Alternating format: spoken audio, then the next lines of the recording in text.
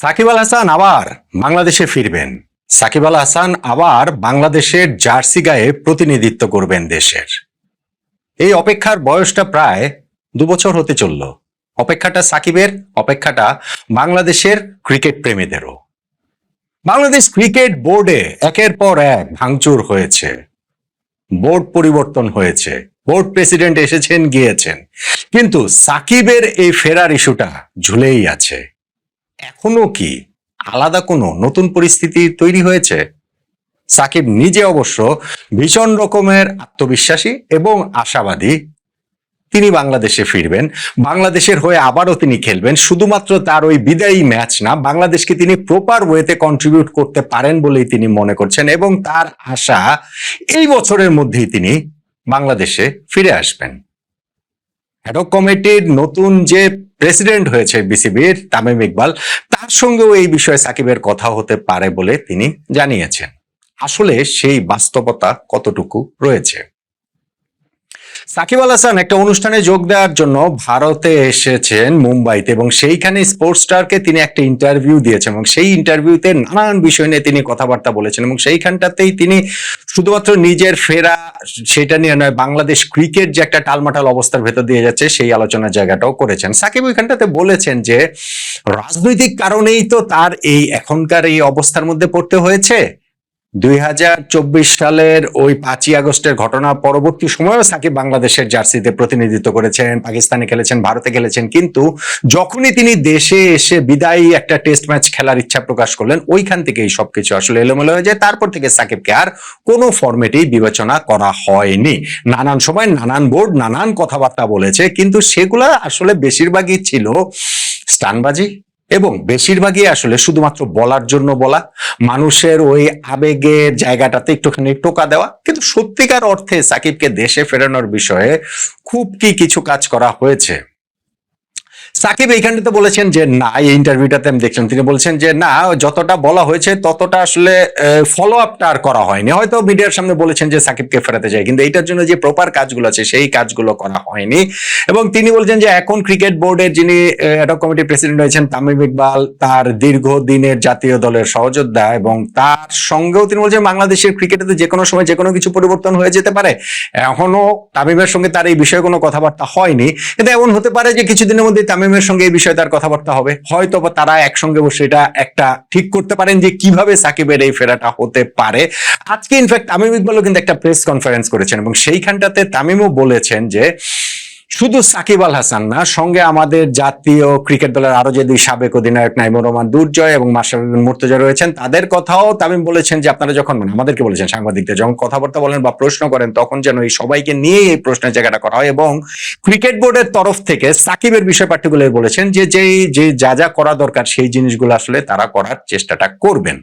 সাকিবও সেই জিনিসটা বলেছেন যে বাংলাদেশে তিনি একটা জিনিস সার্টেনলি সাকিব বলেছেন যে আমি জানি যে বাংলাদেশে আমি আসবো, বাংলাদেশে আমাকে আসতেই হবে, কিন্তু সেটা কিভাবে সেইটা বলেছেন যে আমি জানি না। তবে এই বছরের মধ্যে by the end of this year Shakib বাংলাদেশে ফিরবেন বলে সেই আশাবাদের জায়গাটা জানিয়েছেন। এই বছর কিন্তু মাত্র 4 মাস গেছে, এখনো 8 মাস সময় রয়েছে, এবং সেই 8 মাস সময়ে দেশের পলিটিক্যাল ল্যান্ডস্কেপ যেমন অনেক কিছু চেঞ্জ হতে পারে, দেশের ক্রিকেটের জায়গা থেকেও অনেক কিছু আসলে পরিবর্তন হতে পারে। এখনো যেহেতু 8 মাস সময় রয়েছে, এবং সাকিব বলেছেন যে তিনি শুধুমাত্র একটা ফেয়ারওয়েল ম্যাচ খেলার জন্য আসবেন দেশে, তা নয়, তিনি বাংলাদেশ ক্রিকেটকে কন্ট্রিবিউট করতে পারেন বলেই তিনি মনে করেন, এবং সেটা একটা দীর্ঘ একটা সার্টেন পিরিয়ডের জন্য, শুধুমাত্র শেষ ম্যাচ খেলার জন্য নয়। রাজনীতির কারণেই তো সাকিব দেশে ফিরতে পারছেন না, রাইট? ওই সংক্রান্ত কিছু মামলা মোকদ্দমা রয়েছে, সেইগুলা তিনি আইনগতভাবে কিভাবে মোকাবেলা করবেন। তবে সেই রাজনীতিতে যোগদানের সিদ্ধান্তটা যে তার ভুল ছিল, তিনি বলছেন যে এখন এইভাবে দেখলে অনেকে এটা বলতে পারেন, কিন্তু তিনি ভেবেছেন যে আইডিয়াল সিচুয়েশনে তার হয়তো ক্রিকেট ক্যারিয়ার শেষ করেই রাজনীতিতে যোগ করলে সেটা যোগ দিলে সেটা ভালো হতো। কিন্তু তিনি ভেবেছিলেন যে 2025 সালে চ্যাম্পিয়ন্স ট্রফিটাই ন্যাশনাল টিমে তার শেষ পথ চলাটা হবে। সো সেইটা আসলে খুব বেশি দিন, আপনি যদি 2024 সালে নির্বাচন ধরেন, তারপরে আর 1 বছর সময় ছিল, ওই জাতীয় নির্বাচনের কথা আমি বলছি, যে এরপরে তিনি এইটাকে আসলে পোস্ট ক্রিকেটের জায়গা থেকেই এই রাজনীতিটাকে আসলে দেখেছিলেন। কিন্তু যাই হোক, ওইটা 2024 সালে 5ই আগস্টের পর যেহেতু সবকিছু এলোমেলো হয়ে যায়, ফলে সাকিবের সেই প্ল্যানটাও আসলে ঠিক প্ল্যান অনুযায়ী তিনি আসলে কাজ করতে পারেন নাই। এবং বাংলাদেশ ক্রিকেটও এই সময়ের মধ্যে, এই যে বোর্ড চেঞ্জ হয়েছে, পাপন ভাইদের বোর্ড ছিল, সেখান থেকে ফারুক ভাইদের বোর্ড আসলো, এরপরে বুলবুল ভাই অন্তর্বর্তীকালীন দায়িত্ব নিলেন, তারপরে বুলবুল ভাই আবার হচ্ছে গিয়ে নির্বাচিত হলেন, তারপরে সেই বোর্ড ভেঙে দেওয়া হলো, এখন তামিমরা দায়িত্ব নিয়েছেন। ফলে এইটা বাংলাদেশ ক্রিকেট টিমের উপরে বা বাংলাদেশ ক্রিকেটের উপরে একটা প্রভাব ফেলেছে বলেও সাকিবের আন্ডারস্ট্যান্ডিং। এবং ওই ইন্টারভিউটাতে তিনি বলেছেন যে তিনি আশা করছেন যে তামিম বাংলাদেশ ক্রিকেটের জন্য যেটা ভালো হবে, লং টার্ম প্ল্যান নিশ্চিতভাবেই থাকবে এবং সেইটা বাংলাদেশ ক্রিকেটকে আসলে উপকৃতই করবে।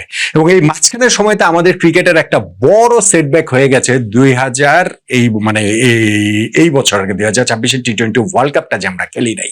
এবং সাকিব বলেছেন যে তামিম নিশ্চিতভাবে এখন আইসিসির সঙ্গে সেই সম্পর্ক উন্নয়ন, ভারতীয় ক্রিকেট বোর্ডের সাথে সম্পর্ক উন্নয়নের সেই কাজগুলো করতে পারবেন বলে তিনি আশাবাদী।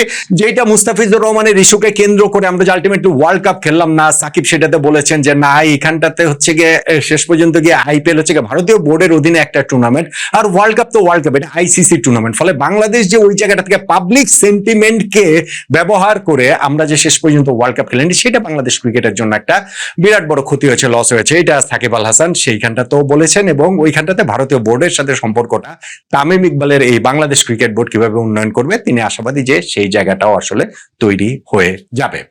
দেখেন, সাকিব আল হাসানের বিষয়ে শেষ কথা বলে দেবার কোনো উপায় নেই। আমি ধরেন যখন এই ঘটনাটা ঘটেছে, সাকিব দেশে আসতে পারলেন না, সাউথ আফ্রিকার সঙ্গে সেই ম্যাচটা খেলতে চেয়েছিলেন, কিন্তু তাকে একটা গ্রিন সিগন্যাল দেওয়া হলো, পরে সেটা রেড সিগন্যাল হয়ে গেল।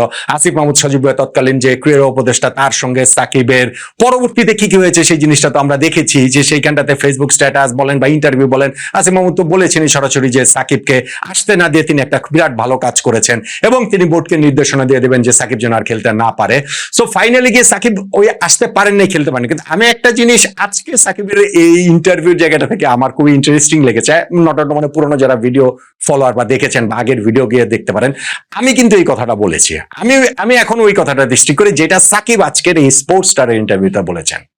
সাকিবকে বাংলাদেশের জার্সিতে আবার দেখা যাবে, সাকিব বাংলাদেশের হয়ে আবারও খেলবেন, কিভাবে সেটা জানি না।